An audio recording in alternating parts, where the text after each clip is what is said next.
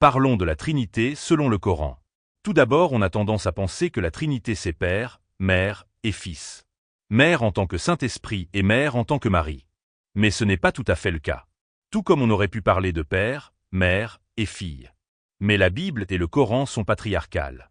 C'est-à-dire qu'ils mettent de l'avant le masculin, et non le féminin et le matrimonial. Le Saint-Esprit n'est donc pas la Mère Marie. Le Saint-Esprit n'est donc pas le Père Allah. Mais le Saint-Esprit est l'ange Gabriel. Le Saint-Esprit est la combinaison de tous les anges en un.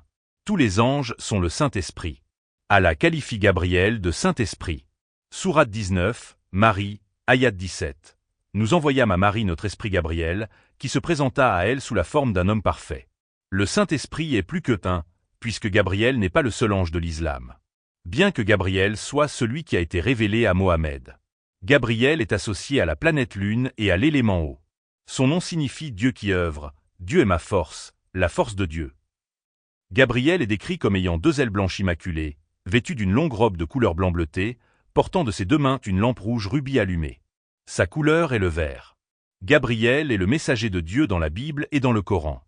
Souvent les messagers de Dieu sont des anges et non des êtres humains. Gabriel joue donc un rôle central dans l'islam.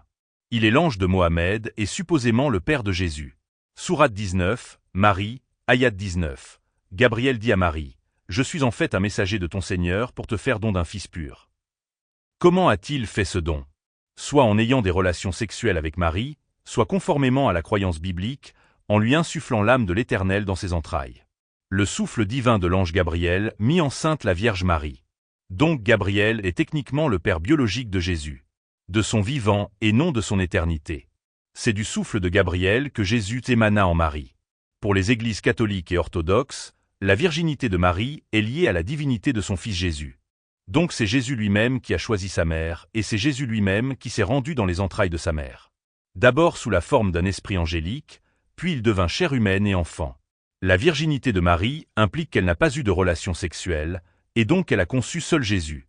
Il y a un lien fort entre virginité, pureté, et de ce fait avec la Trinité, l'éternité et la divinité. L'éternité a un rapport avec la divinité. La divinité est éternelle. La divinité est perpétuelle, c'est-à-dire qu'elle ne change pas. Mais elle perdure. Elle reste éternellement. De même que la Trinité signifie, en vérité, la divinité. La divinité triangulaire de la Vierge, du Père éternel et du Fils éternel. Xénocrate représentait la divinité par le triangle équilatéral, l'humanité par le triangle scalène, et les génies par le triangle isocèle. Le premier de ces triangles a tous ses côtés égaux, le second les a tous inégaux, le troisième les a en partie égaux, en partie inégaux, ce qui figure bien la nature des génies, lesquels réunissent les affections humaines et la puissance divine. Les anges font partie de la Trinité. Qui dit Trinité dit divinité. Et qui dit divinité dit éternité. Qui dit virginité dit virtuosité et donc choisi. Choisi pour s'élever à un haut rang. Allah parle de rang pour ses anges et pour la divinité. Sourate 17, le voyage nocturne, ayat 42, dit « S'il y avait des divinités avec Allah, comme ils le disent, elles auraient alors cherché un chemin pour atteindre le détenteur du trône. » Sourate 21, les prophètes, ayat 22, « S'il y avait dans le ciel et la terre des divinités autres qu'Allah, tous deux seraient certes dans le désordre. Gloire, donc à Allah, Seigneur du trône, il est au-dessus de ce qui lui attribue. Sauf que le trône est vide car Allah, tel un djinn, est invisible. » L'imam al-Bagawi a dit, « S'il y avait dans le ciel et sur terre des divinités autres qu'Allah, tout deviendrait désordre et corruption. » N'est-ce pas ce que nous constatons déjà? Je vous ai dit que s'il n'y avait qu'une divinité, il y aurait l'ordre et la paix dans le monde.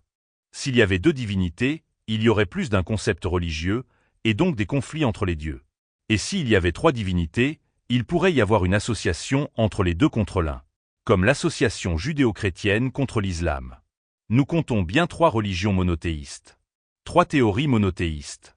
La conception virginale est la doctrine chrétienne selon laquelle Marie a conçu son fils Jésus tout en restant vierge.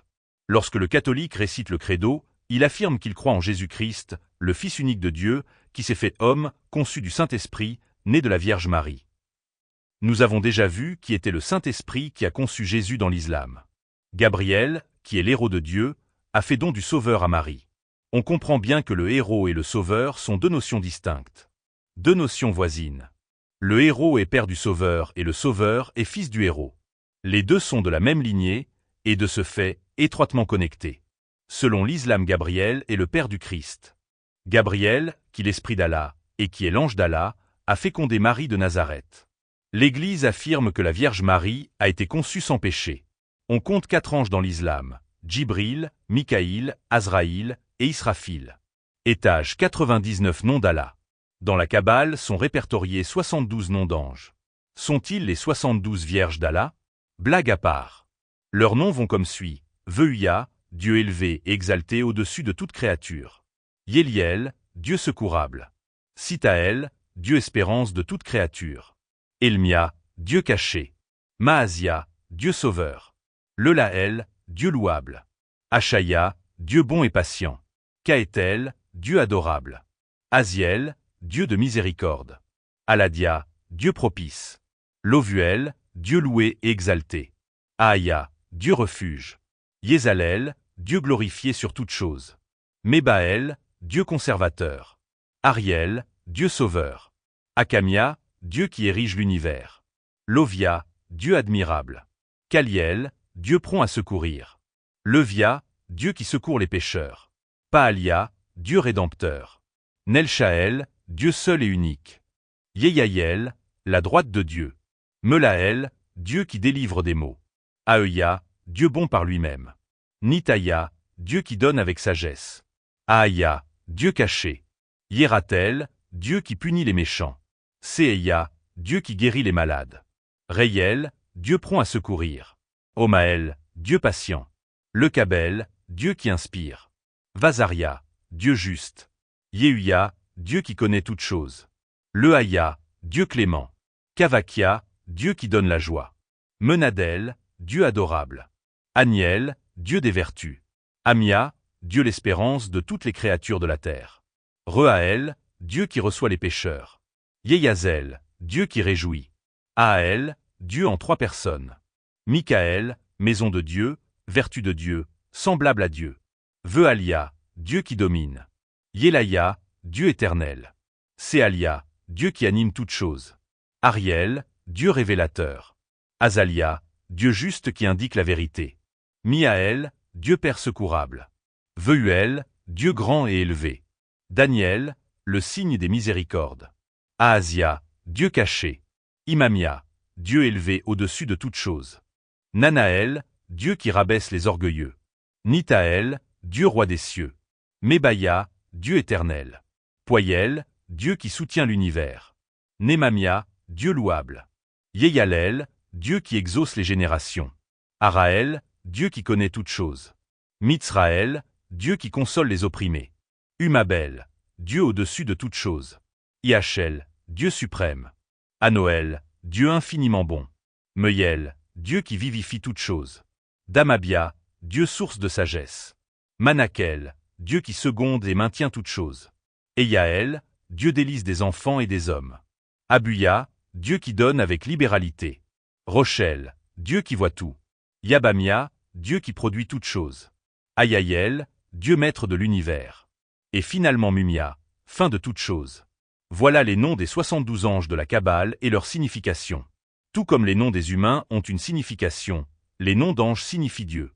Certains peuvent dissocier Dieu de ses anges, en les appelant attributs de Dieu. Mais les anges font bel et bien partie de la divinité. En tant que pouvoir et capacité de Dieu.